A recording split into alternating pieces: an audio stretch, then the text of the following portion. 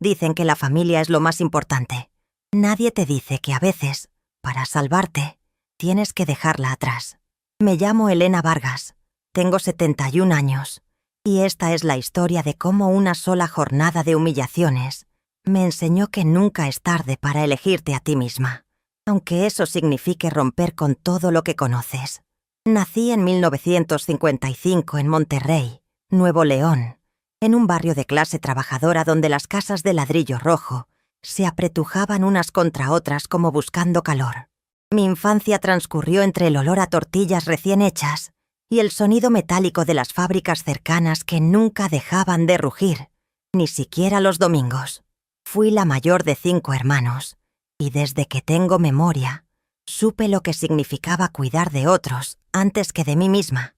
Mi madre, Refugio, era una mujer pequeña pero de carácter férreo, con manos curtidas por el trabajo doméstico que hacía en casas de las colonias ricas del sur de la ciudad. Mi padre, Esteban, trabajaba en una fundidora. Llegaba a casa cubierto de hollín negro y con ese olor a metal caliente que nunca se le quitaba del todo, ni siquiera después de bañarse. Crecí aprendiendo que una mujer decente se casaba joven, tenía hijos y se sacrificaba. Esa era la única historia que conocía. Cuando terminé la secundaria en 1970, a los 15 años, ya estaba prácticamente prometida con Arturo Sánchez, un muchacho 3 años mayor que trabajaba como chofer de camiones de carga. Era guapo, eso sí, con esos ojos verdes que parecían brillar más bajo el sol regiomontano y una sonrisa que hacía que las muchachas del barrio suspiraran cuando pasaba. Nos casamos en 1972, yo con apenas 17 años, en una boda sencilla en la parroquia de San José. Recuerdo que mi vestido era prestado, de una prima que se había casado el año anterior, y que me quedaba un poco grande en los hombros, pero en ese momento me sentía como una princesa. Si esta historia te está llegando al corazón, regálame un like para saber que vamos juntas en esto. Tu apoyo ayuda a que más mujeres encuentren estas historias cuando más las necesitan. Los primeros años de matrimonio fueron normales, supongo. Arturo trabajaba largas jornadas. A veces se ausentaba 2 o 3 días cuando tenía que hacer viajes largos a Veracruz o hasta la frontera. Yo me quedaba en nuestro departamento pequeño en la colonia Independencia, cocinando, limpiando, esperando. En 1973 nació mi primer hijo, Roberto. 2 años después llegó Claudia. Y en 1978, cuando yo tenía 23 años, nació el menor, Javier. 3 hijos en 5 años. Mi cuerpo prácticamente no descansó en todo ese tiempo. Recuerdo que después de cada parto, apenas podía recuperarme un par de semanas antes de tener que regresar a las labores de la casa, a cambiar pañales, a levantarme 3 veces por noche, a cocinar para Arturo que llegaba hambriento y de mal humor si la comida no estaba lista. Con el paso de los años, Arturo se volvió más distante. No es que fuera violento en el sentido físico. Nunca me golpeó, pero había una frialdad en él que me congelaba por dentro. Cuando los niños estaban pequeños, yo intentaba contarles sobre mi día, sobre las ocurrencias de Roberto, sobre cómo Claudia había dado sus primeros pasos, pero él apenas levantaba la vista del periódico. «Ajá», decía, o simplemente gruñía algo ininteligible. Con el tiempo dejé de intentarlo. Aprendí que mi vida doméstica no le interesaba, que para él yo era simplemente parte del mobiliario, tan necesaria como la estufa, pero igual de poco emocionante. Los niños crecieron en ese ambiente. Roberto se parecía mucho a su padre, tanto en lo físico como en esa manera de mirar a través de las personas, como si no existieran realmente. Desde adolescente mostró ese mismo desdén que Arturo tenía hacia mí. Claudia era diferente al principio, más cariñosa, pero conforme fue creciendo y viendo cómo su padre me trataba, empezó a imitarlo. Es curioso cómo los hijos absorben los patrones familiares como esponjas, sin siquiera darse cuenta. Javier, el menor, era el más callado de los 3, pero tampoco mostraba mayor consideración hacia mí. Para ellos yo era simplemente mamá, la que siempre estaba ahí, la que cocinaba, lavaba, planchaba, resolvía problemas, invisible hasta que me necesitaban. Arturo murió en 2008, cuando yo tenía 53 años. Un infarto masivo mientras manejaba su camión en la carretera a Saltillo. Me llamaron del hospital regional un martes por la tarde. Recuerdo que estaba preparando picadillo para la comida cuando sonó el teléfono. No lloré mucho en el funeral. Los vecinos y familiares pensaron que estaba en shock, que el dolor era tan grande que no podía procesarlo. La verdad era más simple y más terrible. Me sentía aliviada. Después de 36 años de matrimonio gris, de vivir con un hombre que me veía como un electrodoméstico, su muerte me liberó. Esa culpa por sentir alivio en lugar de tristeza me atormentó durante años. Con la pensión de Arturo y la indemnización de la empresa de camiones, pude mantenerme sin trabajar fuera de casa. Mis hijos ya eran adultos para entonces. Roberto tenía 35 años y trabajaba en una empresa de construcción. Estaba casado con Patricia y tenían 2 hijos. Claudia, de 33, era contadora en una firma mediana, también casada, con un hijo. Javier, el menor de 30, era el único soltero. Vivía en su propio departamento y trabajaba en ventas de algún tipo. Nunca terminé de entender bien qué hacía exactamente. Los 3 visitaban ocasionalmente, especialmente en fechas importantes o cuando necesitaban algo. Los años pasaron en una especie de rutina tranquila pero solitaria. Vivía en la misma casa que había compartido con Arturo, un pequeño chalet en la colonia del Valle, que habíamos comprado en 1985, cuando las cosas mejoraron económicamente. La casa tenía 3 recámaras, un jardín pequeño que yo mantenía con plantas de bugambilia y nopales, y una cocina que había remodelado en los años 90 con mis propios ahorros. Era mi refugio y mi prisión al mismo tiempo. Allí pasaba los días viendo telenovelas, haciendo mis quehaceres, visitando ocasionalmente a algunas amigas del barrio que aún seguían vivas y no se habían mudado con sus hijos a otros estados. En 2015, cuando cumplí 60 años, Roberto sugirió que vendiera la casa. «Es muy grande para ti sola, mamá», me dijo con ese tono práctico que usaba para todo. «Podrías vivir con nosotros o buscar algo más pequeño. Ese dinero te vendría bien para tu vejez». No lo hice. Esa casa, con todos sus recuerdos grises, era lo único que sentía verdaderamente mío. Era el espacio donde podía ser yo misma, donde nadie me juzgaba si desayunaba a las 11 de la mañana o si me quedaba en pijama todo el día viendo películas viejas en el canal de las estrellas. Rechacé la sugerencia con firmeza. Tal vez fue la primera vez en mi vida que les dije que no a mis hijos de manera contundente. Eso no les gustó, especialmente a Roberto, que había estado calculando mentalmente cuánto valdría la propiedad y probablemente planeando qué hacer con su parte de la herencia. Aunque nunca lo dijeron abiertamente, empecé a notar un cambio en su trato hacia mí después de ese incidente. Las visitas se volvieron más espaciadas, más frías. Cuando venían, había una tensión subyacente que antes no existía. Claudia hacía comentarios pasivo-agresivos sobre mi terquedad y sobre cómo algunas personas no saben aceptar buenos consejos. Javier, como siempre, no decía mucho, pero asentía cuando sus hermanos hablaban. Durante los siguientes años, la relación se deterioró lentamente.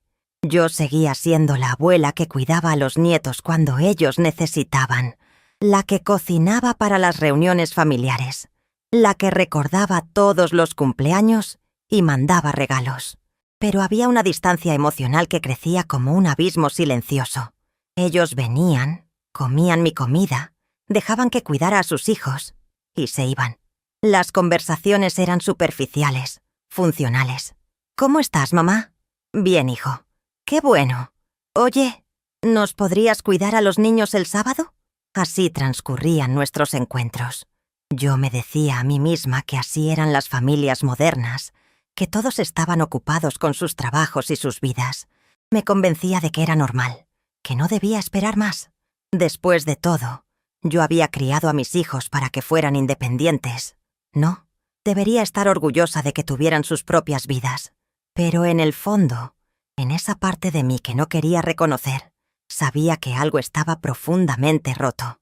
Sabía que la forma en que me trataban no era amor, era conveniencia. Yo era útil, pero no valorada. Existía en función de lo que podía darles, no por quién era como persona. En 2022, a mis 67 años, tuve un pequeño susto de salud. Nada grave, pero me dio un mareo fuerte en el supermercado Soriana y me caí en medio del pasillo de las verduras. Me llevaron al hospital en ambulancia. Me hicieron estudios. Resultó que tenía la presión alta y un poco de azúcar elevada. Nada que no se pudiera controlar con medicamento y dieta. Llamé a Roberto desde el hospital. «Estoy bien, hijo, no te preocupes. Solo fue un susto», le dije. «Ah, qué bueno, mamá. Oye, ahorita estoy en una junta importante. Luego te hablo». Nunca me llamó de vuelta ese día. Claudia vino al hospital al día siguiente por la tarde. Se quedó 15 minutos. Preguntó qué había dicho el doctor y se fue porque tenía que recoger a su hijo de la escuela. Javier mandó un mensaje de WhatsApp. «Qué bueno que ya estás mejor, ma. Cuídate». Esa fue una de las señales, aunque yo todavía no quería verla completamente. Me había convencido de que estaban ocupados, que así era el mundo moderno, que yo no debía ser dramática o exigente, como mi madre siempre me había advertido que no fuera. Las mujeres de mi generación aprendimos a no pedir, a conformarnos, a estar agradecidas con las migajas de atención. Y yo era una estudiante ejemplar de esa terrible lección. Unos meses después de ese incidente, en diciembre de 2022, hubo otra señal clara como el agua. Era el cumpleaños de mi nieto mayor, el hijo de Roberto, que cumplía 15 años. Hicieron una fiesta en su casa, un evento grande con banda en vivo, meseros, decoración elaborada. Yo llegué temprano para ayudar, como siempre lo hacía. Pasé toda la tarde en la cocina con las señoras que habían contratado para el servicio, ayudando a coordinar la comida, asegurándome de que todo saliera bien. Cuando llegó el momento de la cena, todos se sentaron en las mesas decoradas del jardín. Yo busqué mi lugar. No había ninguno reservado para mí. Las tarjetas con los nombres estaban en cada asiento. Roberto, Patricia, los abuelos paternos, los tíos, los primos. No había ninguna que dijera Elena o abuela Elena. Me quedé parada ahí, sosteniendo mi bolsa, sintiéndome completamente fuera de lugar. Patricia, mi nuera, me vio y dijo con una sonrisa mecánica: «Ay, suegra, qué pena.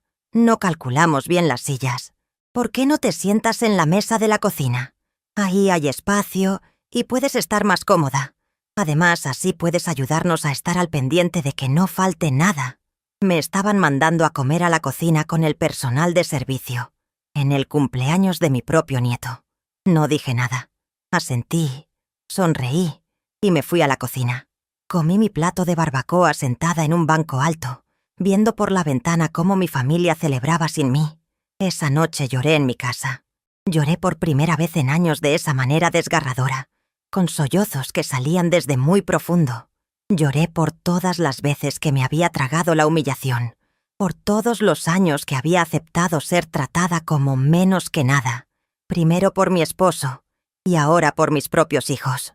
Pero al día siguiente me levanté, me lavé la cara y volví a la rutina, porque eso era lo que sabía hacer: sobrevivir, aguantar, seguir adelante. A principios de 2023, Roberto me pidió que vendiera unos terrenos que Arturo me había dejado en Cadereyta. Eran 2 lotes pequeños que su padre había comprado como inversión en los años 90 y que yo había conservado. «Mamá, esos terrenos no te están generando nada.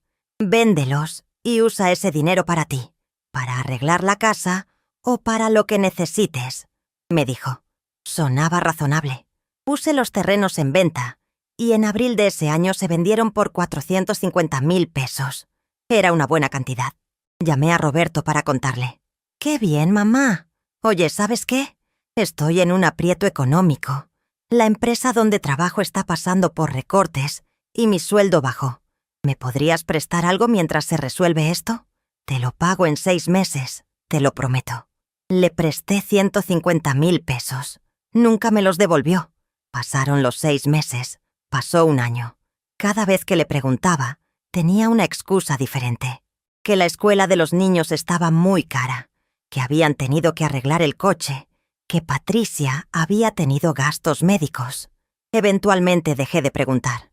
Ese dinero, que era el fruto de un patrimonio que Arturo me había dejado, simplemente desapareció en el agujero negro de las necesidades de mi hijo. Claudia, no queriendo quedarse atrás, también tocó mi puerta financiera. En agosto de 2023 me dijo que su hijo necesitaba brackets y que eran muy caros, cerca de 35,000 pesos. Mamá, tú que acabas de vender los terrenos, ¿podrías apoyarme? Es tu nieto, y sabes que con la sonrisa todo es importante para el futuro. Le di los 35,000. Después me enteré por mi nieto, cuando vino a visitarme un día, que todavía no le habían puesto los brackets porque, según su mamá, todavía faltaba juntar un poco más. El dinero que yo di aparentemente no había sido suficiente o había terminado en otra cosa. Nunca le reclamé a Claudia.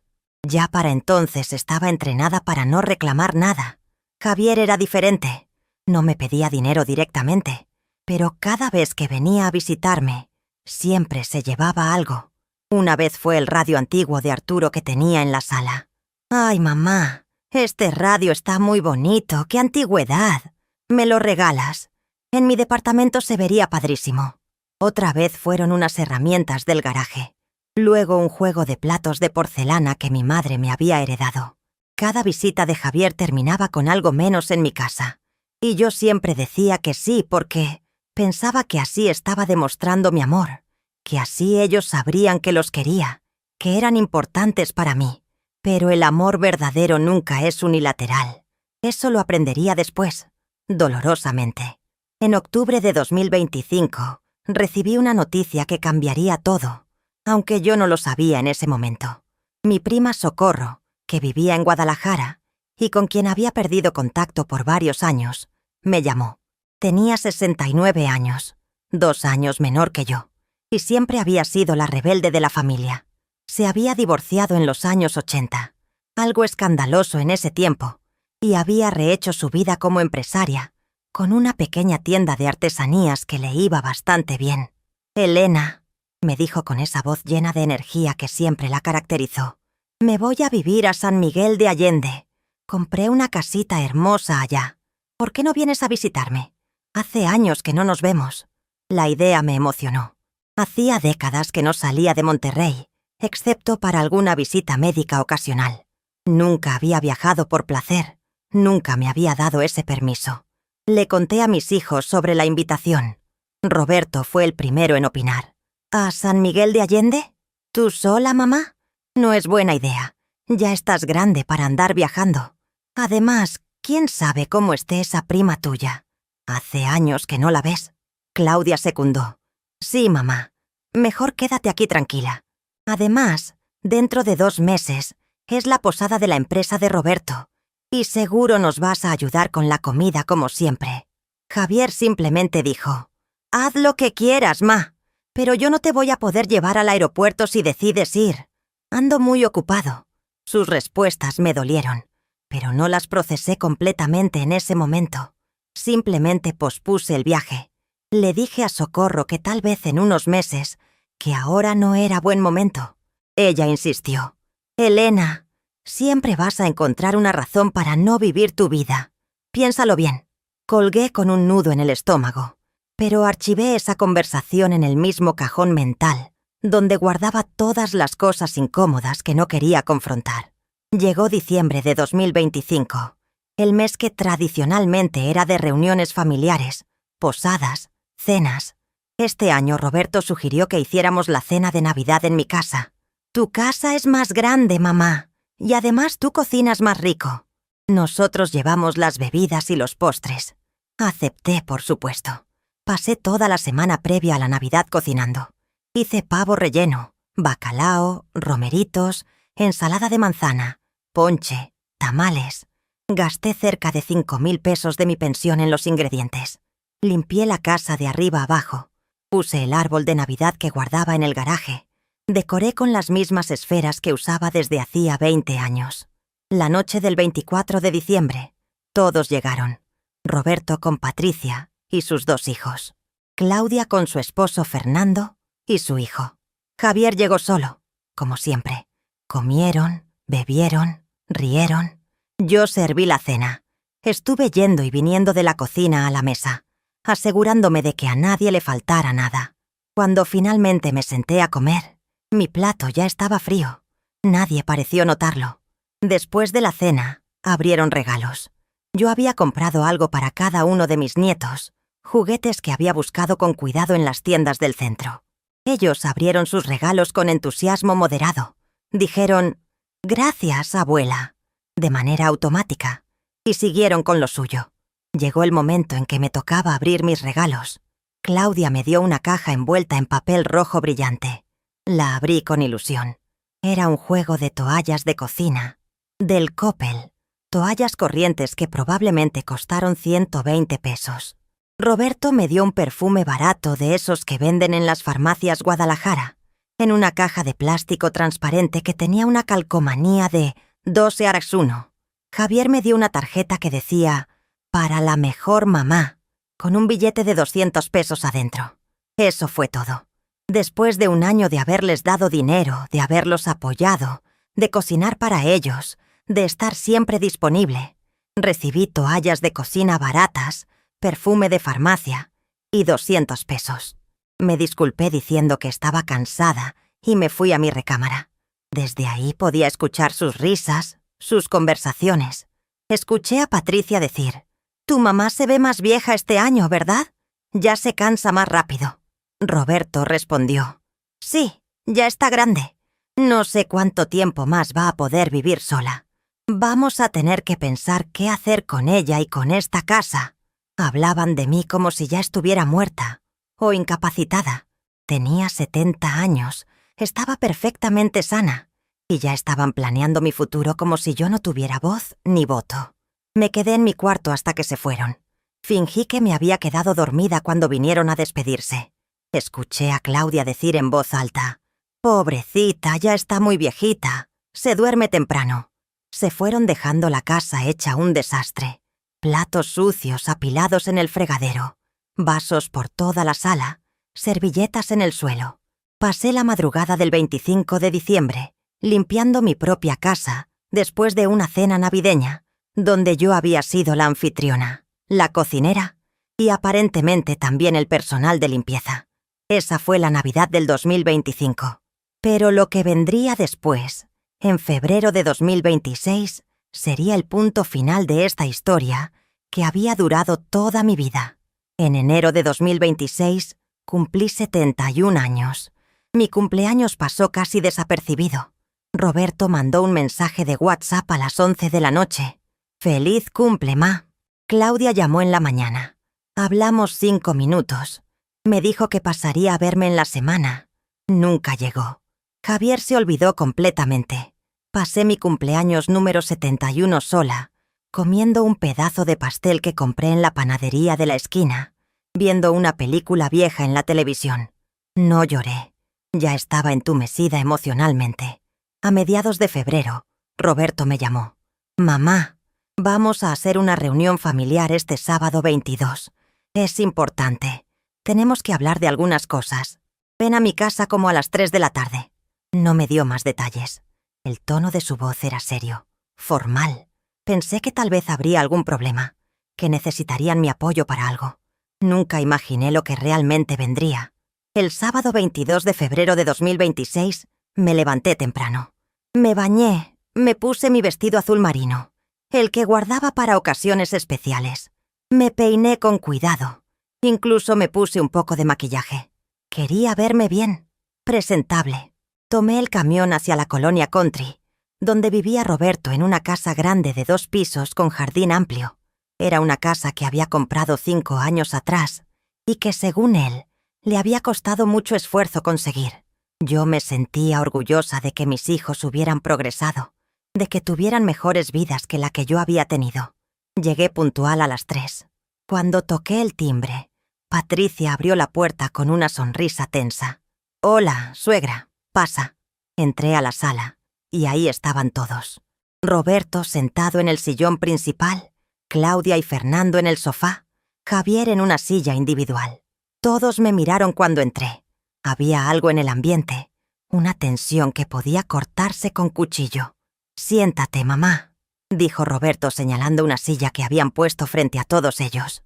Me senté, colocando mi bolsa en mi regazo, sintiendo cómo mi corazón empezaba a latir más rápido, sin saber exactamente por qué. Roberto carraspeó. «Mamá, te mandamos llamar porque tenemos que hablar de tu situación». ¿Mi situación? No entendía a qué se refería. «Ya tienes 71 años», continuó, «y vivir sola en esa casa tan grande ya no es seguro para ti. Cualquier cosa te puede pasar y nadie se va a dar cuenta. Además, mantener esa casa es muy caro. Los impuestos, los servicios, el mantenimiento». Claudia intervino. «Sí, mamá. Ya estamos preocupados por ti. Ya no eres joven». Sentí un escalofrío recorrerme la espalda. «Yo estoy bien», dije con voz que intentaba sonar firme, pero que me salió temblorosa. «No necesito que se preocupen. Puedo cuidarme sola». Roberto negó con la cabeza. «No, mamá. No puedes. El otro día fuiste al súper y se te olvidó dónde habías dejado el coche, ¿te acuerdas? Nos llamaste preocupada». Era cierto. Había sucedido una vez hace 3 meses, pero fue porque el estacionamiento del H.E.B.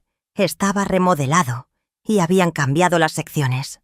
Cualquiera se hubiera confundido, pero ellos lo estaban usando como evidencia de que yo estaba perdiendo facultades.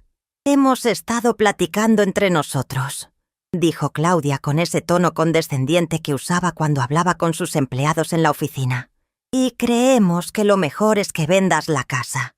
Con ese dinero podrías irte a vivir a un asilo muy bonito que vimos. Tiene jardines, actividades, enfermeras las 24 horas. Un asilo. Me estaban proponiendo que vendiera mi casa y me fuera a un asilo. A los 71 años, estando perfectamente sana y funcional. No quiero ir a ningún asilo», dije sintiendo cómo se me cerraba la garganta. «Esa casa es mi hogar. Ahí pasé 40 años de mi vida. No la voy a vender». Roberto se inclinó hacia adelante, juntando las manos. «Mamá, tienes que ser razonable. Si algo te pasa en esa casa, si te caes, si te da otro mareo como el del súper, ¿quién te va a ayudar? Tus vecinos son igual de viejos que tú. No es seguro». Javier habló por primera vez. «Además, mamá, piensa en nosotros. Vivimos preocupados por ti todo el tiempo.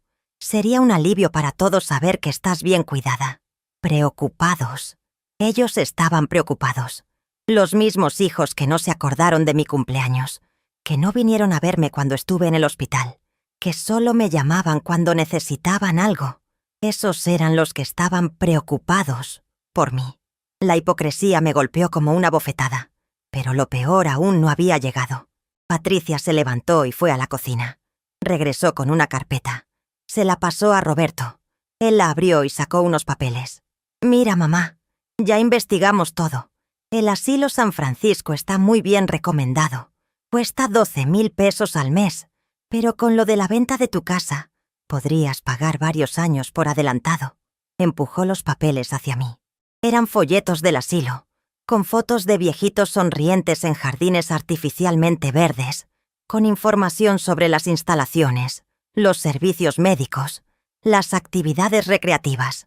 Era como ver tu futuro en un catálogo de productos. «Calculamos que tu casa vale como 2,5 millones de pesos», continuó Roberto con ese tono de negociador que usaba en su trabajo. «Si la vendes en 2 millones, que es un precio conservador, podrías pagar el asilo por varios años. Y si sobra dinero, pues lo dividimos entre los 3 para ayudarnos con nuestros gastos. Total, tú ya no lo vas a necesitar si estás en el asilo con todo pagado». Ahí estaba, la verdadera razón de toda esta preocupación. No les importaba mi bienestar, les importaba mi casa, les importaba el valor de esa propiedad que ellos veían como su herencia futura y que querían liquidar ahora. Claudia debió notar mi expresión de horror porque rápidamente añadió: «No lo veas como algo malo, mamá. Es por tu propio bien. Y si nos das algo a nosotros, es porque somos tus hijos y nos has ayudado toda la vida. Es lo justo». ¿Lo justo? Había gastado toda mi vida criándolos, alimentándolos, cuidándolos. Les había dado el dinero de los terrenos que vendí. Les había dado mi tiempo, mi energía, mi amor incondicional. Y ahora ellos querían que vendiera mi casa para encerrarme en un asilo, mientras ellos se repartían lo que quedara de mi patrimonio. No, dije con voz firme. No voy a vender mi casa y no me voy a ir a ningún asilo. El silencio que siguió fue pesado, incómodo. Roberto intercambió miradas con Claudia. Fue Claudia quien habló después. Mamá, estás siendo terca. Esto no es una sugerencia. Es lo que hay que hacer. Ya no puedes vivir sola. Su tono había cambiado. Ya no era condescendiente. Ahora era autoritario. Como si le estuviera hablando a una niña malcriada. Tengo 71 años, no 91, respondí. Puedo cocinar, limpiar, manejar, hacer todo lo que necesito hacer. No estoy incapacitada. Javier suspiró con exasperación. Ay, mamá, no te hagas la difícil. Esto es lo mejor para todos. Para todos. No para mí. Para todos ellos. ¿Y si me niego? Pregunté, aunque ya sabía que no me gustaría la respuesta. Roberto se recargó en el respaldo del sillón, cruzando los brazos. Entonces tendríamos que tomar medidas legales. Podríamos declararte incapaz de tomar tus propias decisiones. Las palabras quedaron suspendidas en el aire como veneno. Me estaban amenazando. Mis propios hijos me estaban amenazando con declararme legalmente incapaz para quedarse con mi casa. Sentí que el piso desaparecía bajo mis pies. ¿Estos eran los bebés que había cargado en brazos? ¿Los niños a los que había desvelado cuando estaban enfermos? ¿Los adolescentes cuyos sueños había apoyado incluso cuando eso significaba sacrificar los míos propios? Bueno, dije levantándome de la silla con piernas temblorosas. Ya escuché lo que tenían que decir. Me voy a ir. Roberto se levantó también. Piénsalo bien, mamá. Tienes una semana para decidir.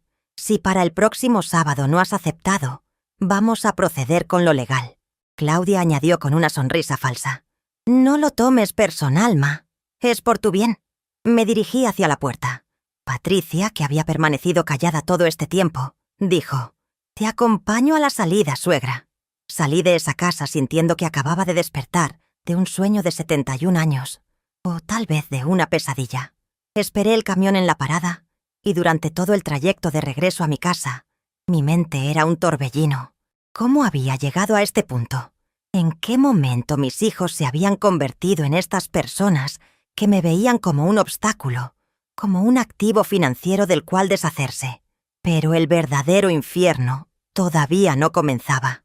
Eso llegaría esa misma noche cuando, sin que yo lo supiera, se pondría en marcha el evento que cambiaría todo para siempre. Llegué a mi casa cerca de las 6 de la tarde. El cielo de Monterrey estaba teñido de ese naranja rojizo típico de febrero, con las montañas de la Sierra Madre recortándose contra el horizonte como gigantes dormidos. Abrí la puerta de mi casa y el silencio me recibió como siempre. Ese silencio que antes me parecía tranquilidad, ahora se sentía opresivo, pesado, lleno de todos los años de soledad acumulada. Me quité los zapatos en la entrada, dejé mi bolsa en el sillón de la sala y caminé directo a mi recámara. Me senté en la orilla de la cama, esa cama matrimonial que había compartido con Arturo durante tantos años y que ahora ocupaba sola desde hacía casi 2 décadas. Las paredes color crema que yo misma había pintado en 2010 me miraban indiferentes. El crucifijo de madera que colgaba sobre la cabecera, herencia de mi madre, parecía juzgarme desde su altura. Me quité el vestido azul marino con movimientos lentos, mecánicos. Lo colgué en el armario con cuidado, como si fuera importante, como si algo importara en ese momento. Me puse mi bata vieja, esa de algodón desgastado color rosa pálido, que tenía manchas de cloro, y un descosido en el bolsillo que nunca me había molestado en reparar. Me miré al espejo del tocador. Una mujer de 71 años me devolvió la mirada. Cabello gris recogido en un chongo bajo, arrugas profundas alrededor de los ojos y la boca, piel manchada por el sol de todos esos años. ¿Cuándo me había vuelto tan vieja? ¿Cuándo había dejado de ser Elena, la joven de 17 años que se casó llena de ilusiones, para convertirme en esta mujer cansada que sus propios hijos querían encerrar en un asilo. Fui a la cocina. Abrí el refrigerador sin realmente saber qué buscaba. Había sobras de caldo de pollo que había hecho el martes, un poco de arroz, tortillas. No tenía hambre. Cerré el refrigerador y llené un vaso con agua de la llave. El agua salía tibia, como siempre. Bebí despacio, sintiendo cómo bajaba por mi garganta cerrada por la tensión. Desde la ventana de la cocina podía ver mi jardín pequeño. Las bugambilias que había plantado hacía 15 años ahora cubrían casi toda la barda del fondo con sus flores fucsia brillantes. Los nopales que había traído de casa de mi madre, ya muerta hace 10 años, crecían robustos en su maceta grande de barro. Ese jardín era mío. Cada planta la había puesto yo con mis propias manos. Me senté en la mesa de la cocina, esa mesa de madera de pino que habíamos comprado Arturo y yo en 1980 en un mercado de muebles usados. Tenía marcas de quemaduras de ollas calientes, rasguños de los cuchillos, manchas de salsa que nunca salieron completamente. Era una mesa fea, honestamente, pero era testigo de miles de comidas, de desayunos apresurados antes de que los niños se fueran a la escuela, de cenas silenciosas con Arturo leyendo su periódico, mientras yo comía sola en espíritu, aunque compartiera la mesa con él. El teléfono sonó. Era mi celular que había dejado en la sala. Me levanté a contestar. Era un número desconocido. «Bueno», dije. «¿Elena Vargas?», preguntó una voz masculina que no reconocí. «Sí, soy yo». «Le hablamos de Telmex para ofrecerle un paquete especial de internet y teléfono». Colgué sin responder. «Telemarketers». Regresé a la cocina y me volví a sentar. El reloj de pared marcaba las 6:45 p.m. El mismo reloj que había estado ahí desde 1995, con su carita de gato sonriente y su péndulo de cola moviéndose de un lado a otro. Tic-tac, tic-tac. El sonido había sido el soundtrack de mi vida durante tanto tiempo que ya ni lo notaba conscientemente. Pero en ese momento de silencio absoluto, era ensordecedor. Pensé en lo que Roberto había dicho. Tendríamos que tomar medidas legales. ¿Realmente podían hacer eso? ¿Podían declararme legalmente incapaz solo porque querían mi casa? No sabía mucho de leyes, pero me parecía imposible que fuera tan fácil. Aunque, pensándolo bien, ellos tenían recursos, conocían abogados. Roberto trabajaba en construcción y seguramente tenía contactos legales. Claudia era contadora y también debía conocer gente en ese mundo. Si se unían los tres contra mí, ¿qué posibilidades tenía? Yo era una vieja de 71 años con educación de secundaria. No sabía nada de leyes. No tenía dinero para contratar abogados caros. Estaba sola. Sola. Esa palabra resonó en mi mente como un eco. Sola. Había pasado la mayor parte de mi vida adulta sintiéndome sola, a pesar de estar rodeada de gente. Sola en mi matrimonio con Arturo, quien me trataba como parte del mobiliario. Sola criando a mis hijos, quienes eventualmente crecieron y me vieron solo como un recurso útil. Sola en mi casa, día tras día, año tras año. La soledad no era nueva para mí, pero esta soledad era diferente.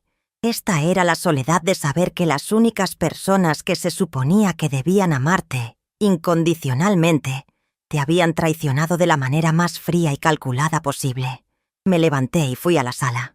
Encendí la televisión solo para tener ruido de fondo. Estaban dando las noticias de la noche. Hablaban sobre el tráfico en la avenida Constitución, sobre un accidente en la carretera a Saltillo, sobre el clima que estaría soleado mañana domingo con una temperatura máxima de 24 grados. Información irrelevante que entraba por mis oídos sin realmente registrarse en mi cerebro. Cambié de canal. Una telenovela. Una mujer joven llorando dramáticamente mientras un hombre guapo la consolaba. Cambié otra vez. Una película vieja en blanco y negro. Cambié de nuevo. Un programa de cocina. Apagué la televisión. El silencio regresó, más pesado que antes. Mi celular vibró. Un mensaje de WhatsApp. Era de Claudia. Abrí el mensaje con el corazón acelerado. Una parte de mí esperando irracionalmente que fuera una disculpa, que me dijera que todo había sido un error, que en realidad sí me querían. El mensaje decía: «Mamá, espero que estés pensando bien las cosas. Lo que te dijimos hoy es en serio. Tienes hasta el próximo sábado. No queremos llegar a lo legal, pero si nos obligas, lo haremos. Te queremos. Te queremos. Esas palabras al final del mensaje amenazante eran como escupir en una herida abierta. ¿Así se mostraba el amor? ¿Con amenazas y ultimátums? No respondí el mensaje. Dejé el teléfono en la mesa de centro y me quedé mirando el techo. Las lágrimas empezaron a brotar, lentas al principio, luego más rápido. Lloré como no había llorado en años. Lloré por la joven que había sido, que había creído en el cuento de hadas del matrimonio y la familia feliz. Lloré por todos los años desperdiciados con un hombre que nunca me amó realmente. Lloré por los hijos que había criado con tanto sacrificio y que ahora me veían como una molestia. Lloré por mí misma, por la mujer de 71 años que se había dado cuenta demasiado tarde de que había vivido toda su vida para otros y nunca para sí misma. Cuando finalmente dejé de llorar, eran casi las 9 de la noche. Tenía los ojos hinchados, la cabeza me dolía de tanto llorar, la garganta me ardía. Me levanté del sillón con dificultad, las rodillas me crujieron con el movimiento. Fui al baño y me lavé la cara con agua fría. La mujer en el espejo se veía destrozada. Ojos rojos e hinchados, cara manchada, cabello despeinado. Me sequé con una toalla y regresé a la sala. Me senté de nuevo, pero esta vez algo era diferente. Debajo del dolor, debajo de la tristeza, empezaba a crecer algo más, algo que no había sentido en mucho tiempo. Era como un fuego pequeño, una brasa ardiendo en medio de las cenizas frías de mi vida.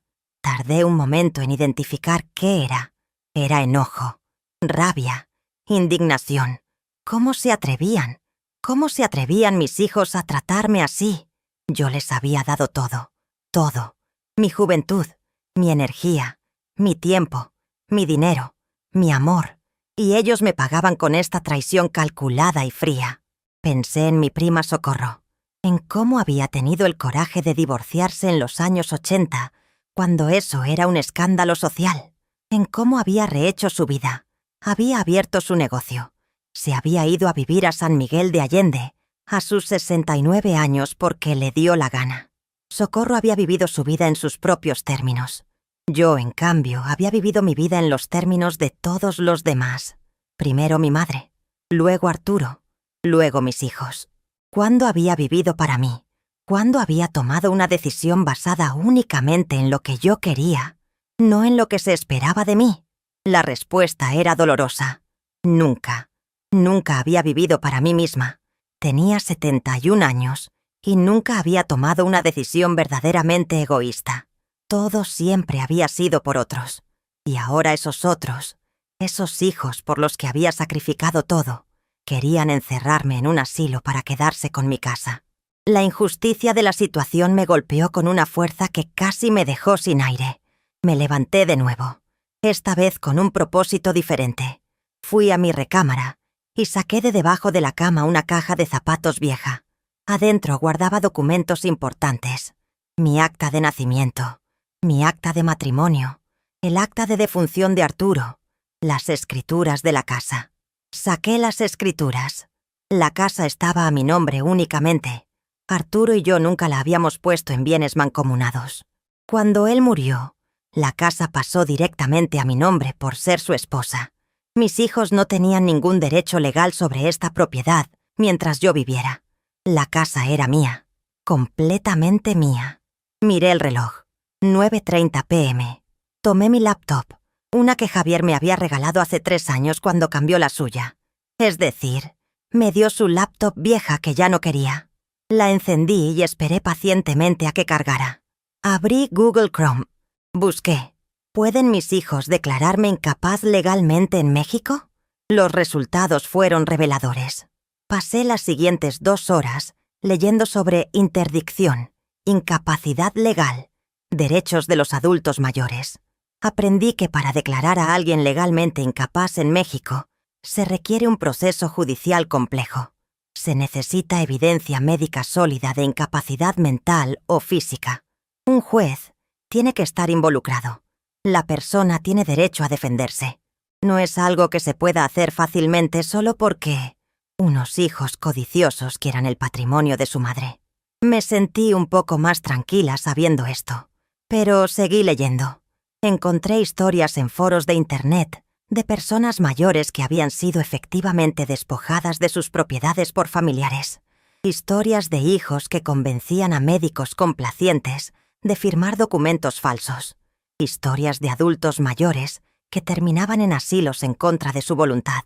Historias de patrimonios familiares que desaparecían mientras los ancianos todavía estaban vivos. El mundo estaba lleno de historias como la mía. Yo no era especial. Mi situación no era única. Era, de hecho, deprimentemente común. Cerré la laptop sintiendo un peso nuevo en el pecho. Miré la hora. 11:45 p.m. Normalmente a esta hora ya estaría dormida. Pero esta noche el sueño parecía imposible. Mi mente daba vueltas y vueltas, procesando, analizando, sintiendo. Fui a la cocina y me preparé un té de tila. Mi madre siempre decía que el té de tila calmaba los nervios. Calenté agua en la tetera, puse la bolsita en una taza con un dibujo de flores descolorido. Vertí el agua caliente. Esperé a que se infusionara. El ritual familiar me calmó un poco. Me senté en la mesa de la cocina con mi té caliente entre las manos. El vapor subía en espirales delgadas. Bebí un sorbo. Estaba demasiado caliente y me quemó un poco la lengua, pero no me importó. El dolor físico menor era una distracción bienvenida del dolor emocional mayor. Miré alrededor de mi cocina. Los gabinetes de madera que había mandado hacer en 1998, cuando por fin juntamos suficiente dinero para remodelar. El refrigerador Mave que compré en 2015, cuando el anterior finalmente murió, después de 20 años de servicio. La estufa de 6 quemadores que era mi orgullo, donde había cocinado miles de comidas para mi familia ingrata. El frutero de cerámica pintada de Tlaquepaque, que Socorro me había regalado hace años. Cada objeto contaba una historia. Esta cocina era más que un cuarto, era el archivo de mi vida. Y ellos querían que vendiera todo esto, que lo dejara todo atrás, que me fuera a vivir a un cuarto impersonal en un asilo lleno de desconocidos, solo para que ellos pudieran repartirse el dinero de la venta. La rabia volvió a crecer en mi pecho, más fuerte esta vez. No iba a permitir que esto sucediera. No iba a dejar que me despojaran de lo poco que tenía. No iba a ser víctima una vez más. Pero, ¿qué podía hacer? ¿Cómo podía defenderme? Ellos eran 3, yo era 1. Ellos tenían recursos, contactos, juventud de su lado. Yo era una vieja sola. Las probabilidades estaban completamente en su contra. O eso pensarían ellos. Lo que mis hijos no sabían, lo que nadie sabía porque nunca me habían preguntado, era que debajo de esta fachada de mujer sumisa y complaciente, había una voluntad de hierro forjada por 71 años de sobrevivir. Había sobrevivido un matrimonio sin amor. Había sobrevivido criar 3 hijos prácticamente sola. Había sobrevivido la muerte de mi esposo. Había sobrevivido la soledad, el desamor, la indiferencia. Y ahora iba a sobrevivir esto también. Terminé mi té. Enjuagué la taza y la puse en el escurridor. Apagué la luz de la cocina y regresé a la sala. Mi celular seguía en la mesa de centro donde lo había dejado. Lo tomé y abrí WhatsApp. El mensaje de Claudia seguía ahí, sin respuesta. Mis dedos se movieron sobre el teclado táctil. Escribí «entendido». Solo eso, una palabra. La envié y de inmediato puse mi celular en modo silencioso. Fui a mi recámara. Me acosté en la cama sin cambiarme, todavía con mi bata vieja puesta. Miré el techo en la oscuridad. Los sonidos de la noche de Monterrey entraban por la ventana. Un perro ladrando a lo lejos, el ruido ocasional de un coche pasando por la calle, el silbido suave del viento. Me abracé a mí misma bajo las cobijas. Y ahí, en la oscuridad de mi recámara, tomé una decisión. No sabía exactamente qué iba a hacer todavía, pero sabía que no iba a someterme. No esta vez, no más. El domingo amaneció con ese cielo azul intenso típico de Monterrey. Me desperté temprano, a las 6 de la mañana, a pesar de haberme dormido pasadas las 2. El cuerpo tiene memoria, y el mío estaba acostumbrado a levantarse temprano, después de décadas de hacerlo. Me levanté, me duché, me vestí con unos pantalones de mezclilla y una blusa sencilla color beige. Me preparé café en mi cafetera vieja.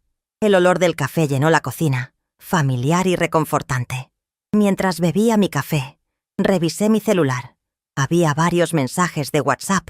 Uno de Roberto. Bien, mamá. Nos vemos el próximo sábado para que nos des tu respuesta. Uno de Javier. Ma, piénsalo bien. Es lo mejor.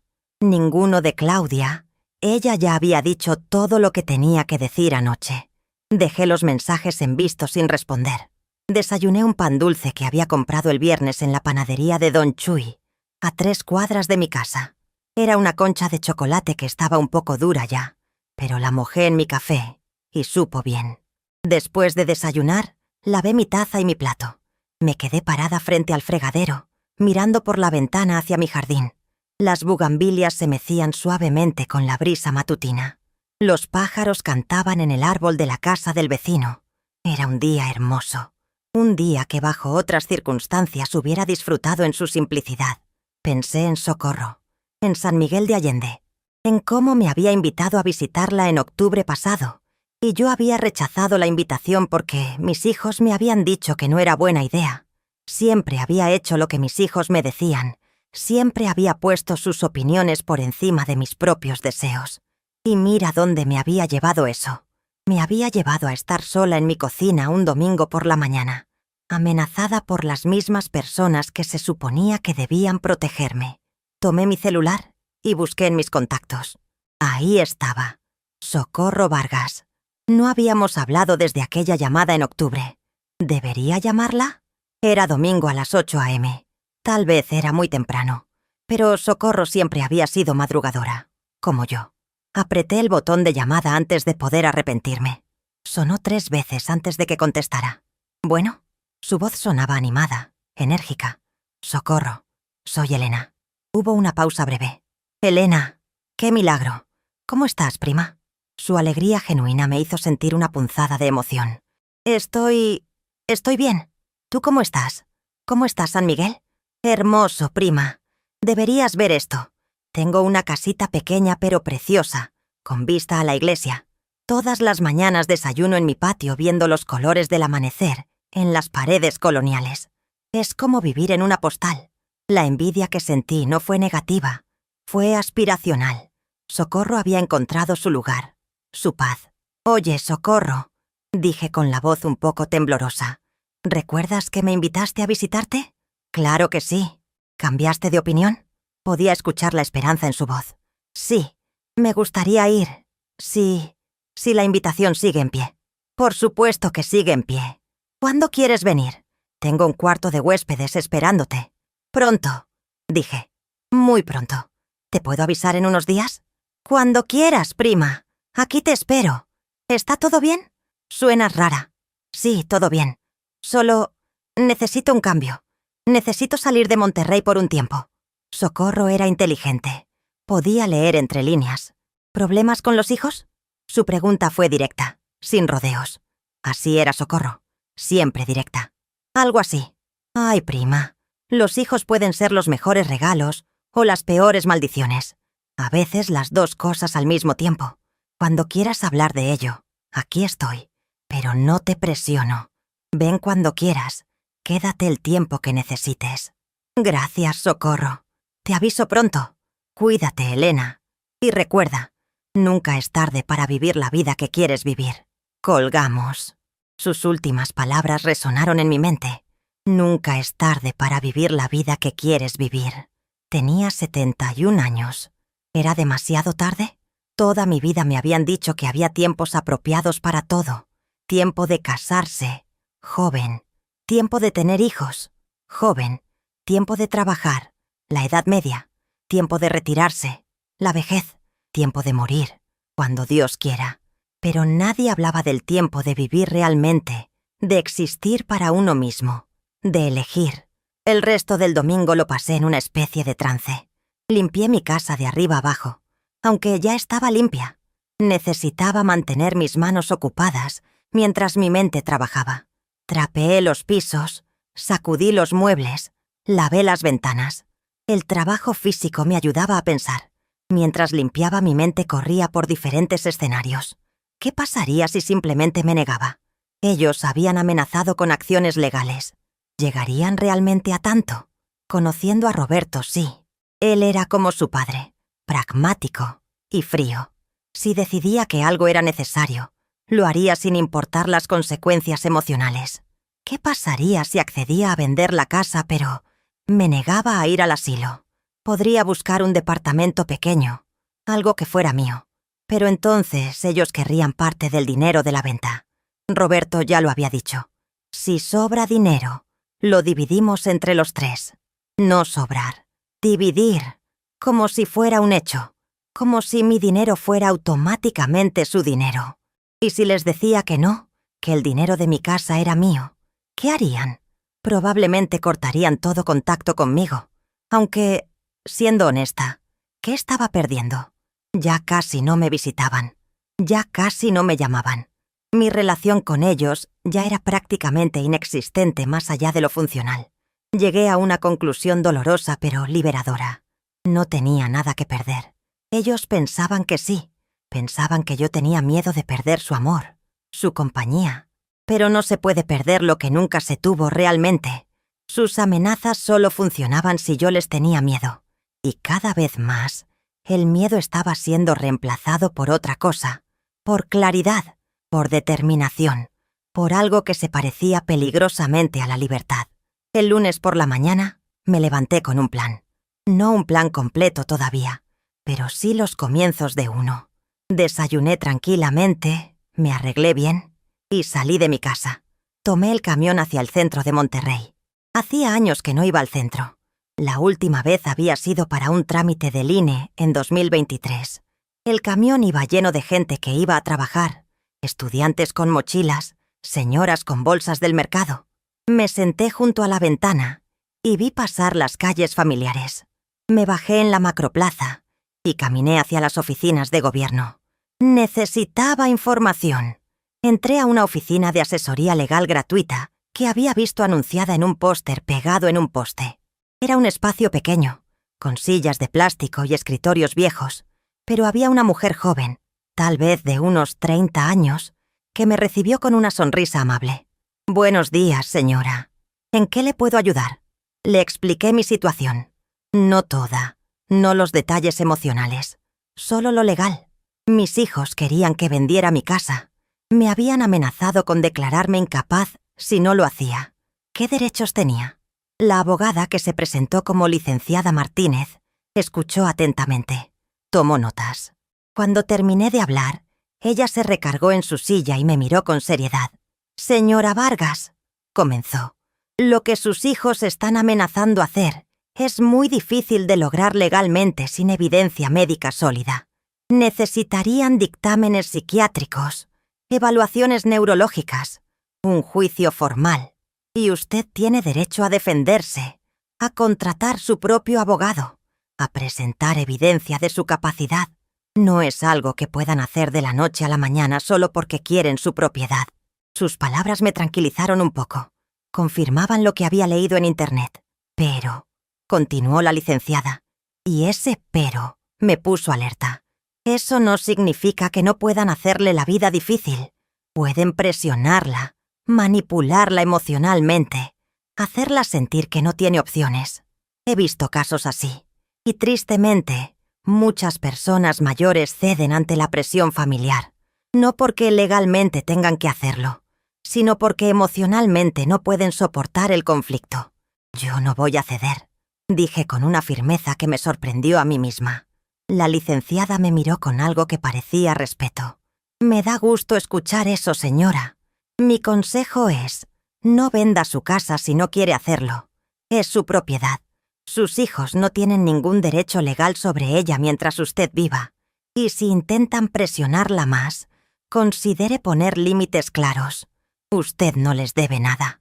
«No les debo nada». Esas palabras eran revolucionarias para mí. Toda mi vida había sentido que les debía todo a todos. A Arturo por casarse conmigo, a mis hijos por existir. Pero no les debía nada. Yo había cumplido, más que cumplido. Había dado todo de mí.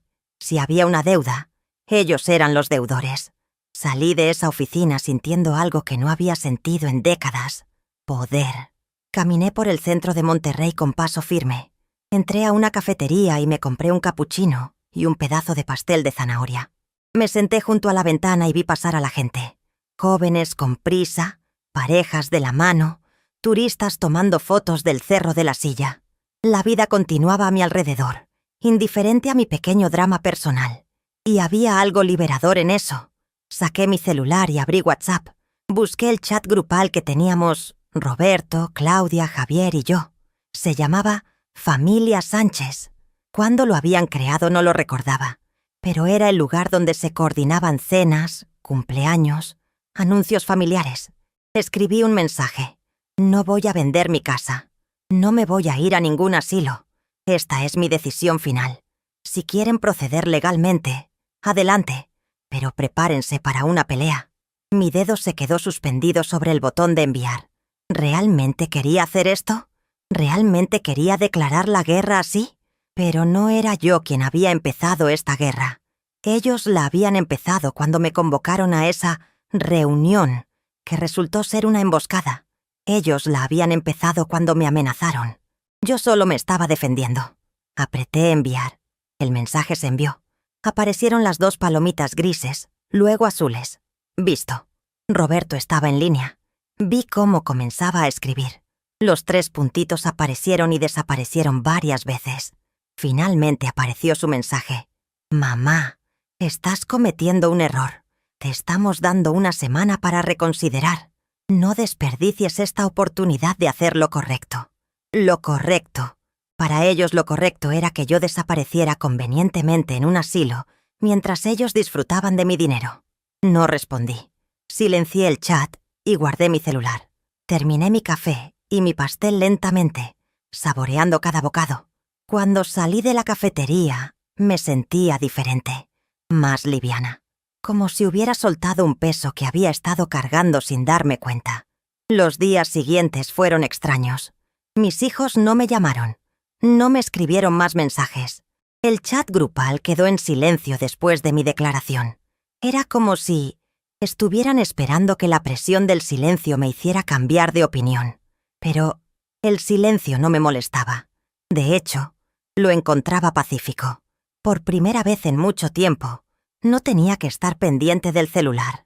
No tenía que preguntarme si necesitaban algo. No tenía que estar disponible para ellos. El miércoles fui al banco. Revisé mis cuentas. Tenía la pensión de Arturo que me depositaban mensualmente. Unos 8.000 pesos. Tenía ahorros de aproximadamente 180.000 pesos. Lo que quedaba del dinero de los terrenos después de haber prestado a Roberto y dado a Claudia. No era mucho, pero tampoco era nada. Podía vivir con eso durante un buen tiempo si era cuidadosa. El jueves llamé a Socorro de nuevo.